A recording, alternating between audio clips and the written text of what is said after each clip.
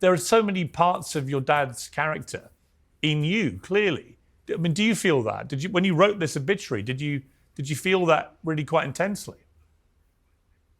Well, you know, you pointed to that detail with regards to these rifles. Like, my father had 300 rifles.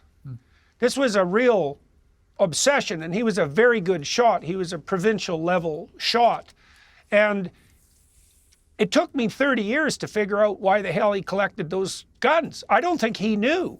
And I told him 5 years ago, I said, Dad, I figured out why you're so obsessed with rifles. I said, it's because you want to hit the target dead center with one shot. And that's like, it's a symbolic representation of your aim in life. And he thought about that. And my dad wasn't particularly metaphysically oriented. And that was an explanation he was entirely satisfied with.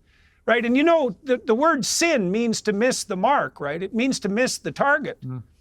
And that's acted out in this, it was acted out in my dad's life in this relationship that he had with guns. And he, as a hunter, it was the same thing. He hunted with a single shot rifle. You got one shot, you got one chance to hit the mark. And he was very dedicated towards that kind of precision.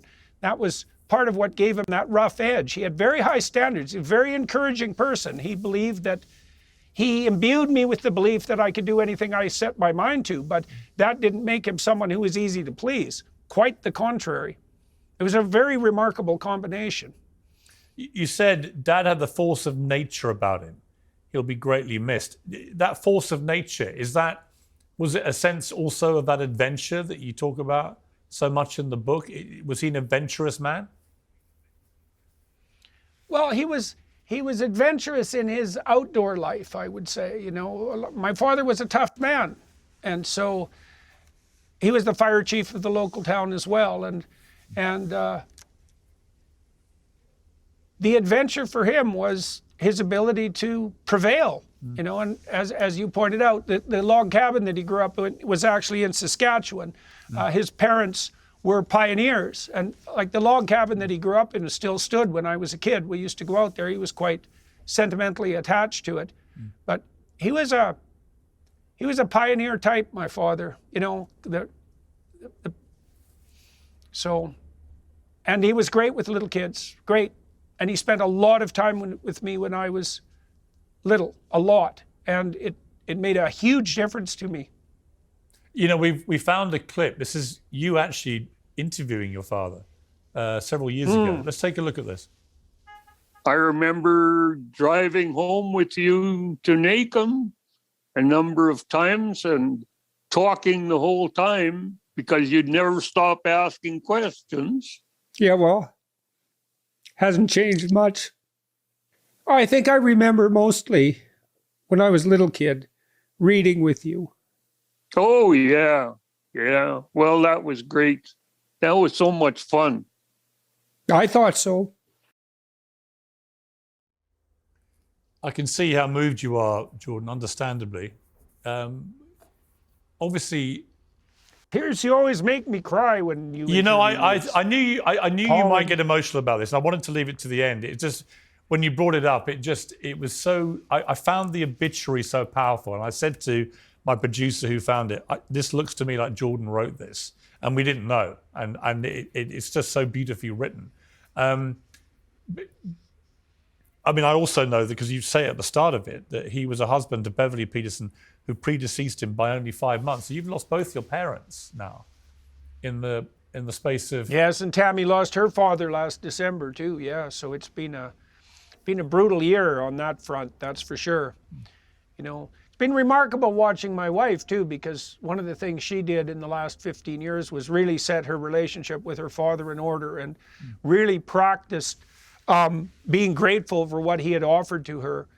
And, you know, every family has its complexity. You know, in the story of Noah, to return to the book a minute, there's a scene when after Noah brings the ark successfully to shore, he plants a vineyard and brews up some wine and then proceeds to get rip-roaring drunk, which you could maybe imagine he was entitled to after his adventure. And his son Ham comes along and sees him splayed out in his tent naked and thinks that's pretty damn comical and To see your father naked is to see the vulnerability of your father and maybe even his proclivity for misbehavior. And Ham brings his other brothers along to have a good joke at the old man, and the other brothers walk backwards into the tent and cover him with a blanket. And then Noah gets wind of what Ham has done. And he brings all the sons in, and he says to his son Ham, who laughed at him, he says, because you have no respect for your father, your children will be the servants of slaves forever. And this is a very interesting curse, because what it means is that if you fail to respond to what your ancestors offer you, your father, let's say in particular, with gratitude and love, then you will fail to embody the spirit of your ancestors, and your children will in consequence become the slaves of servants. And that's exactly right. It's exactly right. And so it was interesting to watch my wife, develop extreme gratitude for what her father had offered her. I really liked, his name was Del Roberts. I really liked Del. He was a bigger than life character, something like Trump on a smaller scale, bombastic and entrepreneurial. And that spirit of the benevolent father, that's associated with divinity, of course, in the biblical texts. And understanding how that spirit transmits itself down the generations is part of what stabilizes society itself. And I was very fortunate, my father, I knew, and my mother as well, my parents were 100% behind the best part of me. Unbelievably useful. And that's something I've been able to offer many people, as, what would you say, an abstract or virtualized father. And that's a great honor. There isn't anything better that can happen to you than that. Jordan, how have you, you're a strong man and you're an emotional man. I've seen that again today, and I've seen that many times with you. But to lose both your parents in the space of 6 months at your age is I'm very fortunate. Both my parents are still alive. I spent the weekend with them. It's a huge moment in your life, isn't it? How are you dealing with it? Well, my brother and my sister were there with me when my father died. And, we've drawn more closely together in consequence of that. It's shared loss.